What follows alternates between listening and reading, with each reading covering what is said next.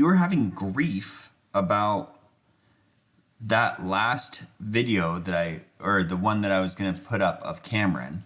Haven't put it up yet because Barry judged me pretty hard. How am I saying with that video that, oh yeah, Cameron's not that good? Like 4 seconds in that world it's not like I'm looking at that going, oh yeah, I'm real close. No, but I think the point of that video is that you are trying to get to like a pro level.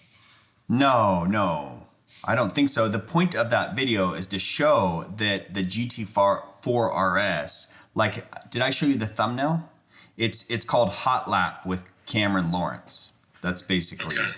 So it's basically just a hot lap of him running as fast as he could, but with the total understanding that he spent like 4 laps in the car and it's on street tire. Like, see, I didn't see any of that. What I saw in the video that Roman posted was it showed who Cameron Lawrence was with all this raw at the front, that he's a pro driver. And he took pole at Michigan.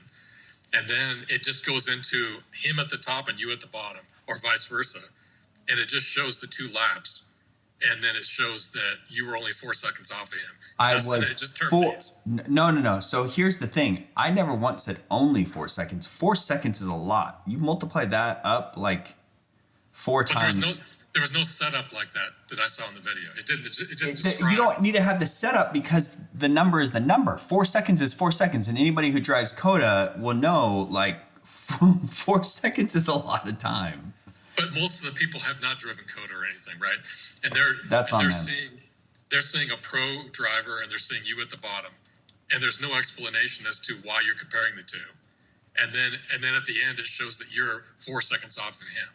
But there's no explanation as to why or what you're trying to achieve. So what I would do, like, I didn't even know that he was on Pilot Cup Sport 2s and you were on R7s. I didn't know that. Not on the 24, I wasn't. He was on R7s. He was on R7s. Yeah. Okay. So he had the advantage there. Yeah. But I don't really care because it's not. The 23 is when I ran on the R7s, but we couldn't find that video. Yeah, I didn't see a 23 lap anywhere. I'm wondering if that first day data got wiped because I noticed that even my video and his video were on different days. That looked like the day before, Saturday. I think Cameron ran the second day. You were running the first day. Maybe. Yeah, I ran the first day. Mine's on Sport Cup 2s. His are on R7s. His was on Sunday. Mine was on Saturday. But I mean, to me, it didn't really matter. To me, when I look at that, I go, oh, 4 seconds is a ton. Like, I don't think, oh, I'm almost as good as Cam Lawrence when I'm 4 seconds behind and I know how I feel in the car and he spent 4 laps in the car. Like, to me, I thought the point of that video was to show this car can go 220 with relatively, I mean, obviously with a good driver, but to be able to do that relatively out of the box with not a whole lot of like effort.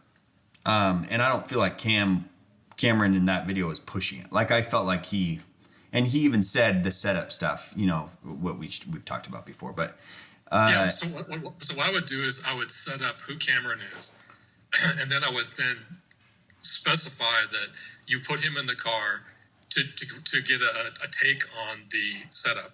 Mm-hmm. And you knew he ran a pretty quick lap because he's a pro driver. Right. So we wanted that as a reference as well.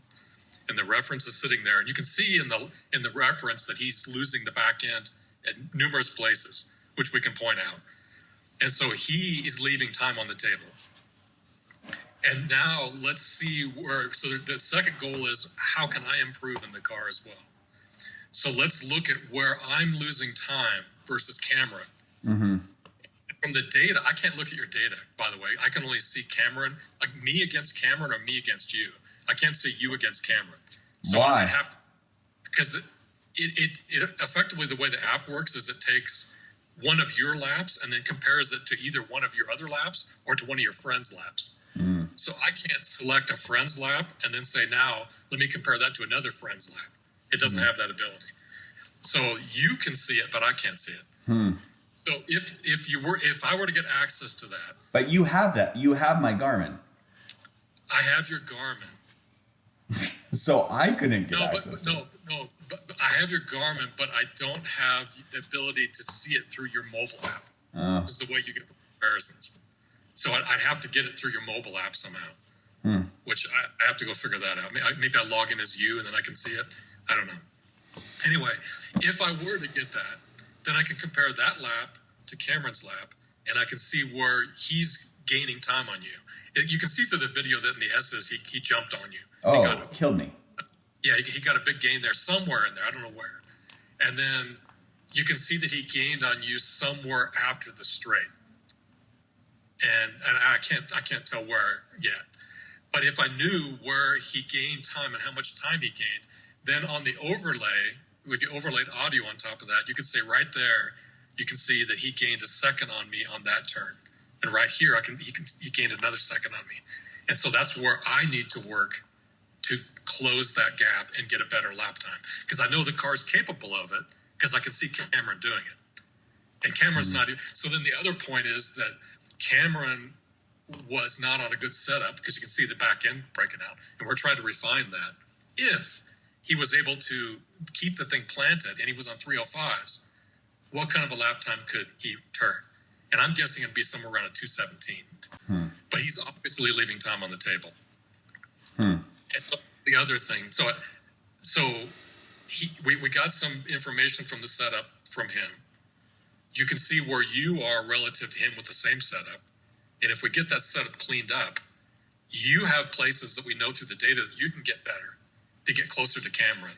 That's the upper bar. And if we were to put him in the car again with the 305s and the back end planted, where could that car be? And I know a lot of people would be interested in that number. And so then you follow up with a video where we get Cameron back in the car and you see where he can go with the right setup and whether he thinks the setup is a good setup. So that tells us whether we think, are we to a point now to where we're done refining the setup because Cameron believes that it's a good setup. He could turn a fast lap and the tail wasn't stepping out on him.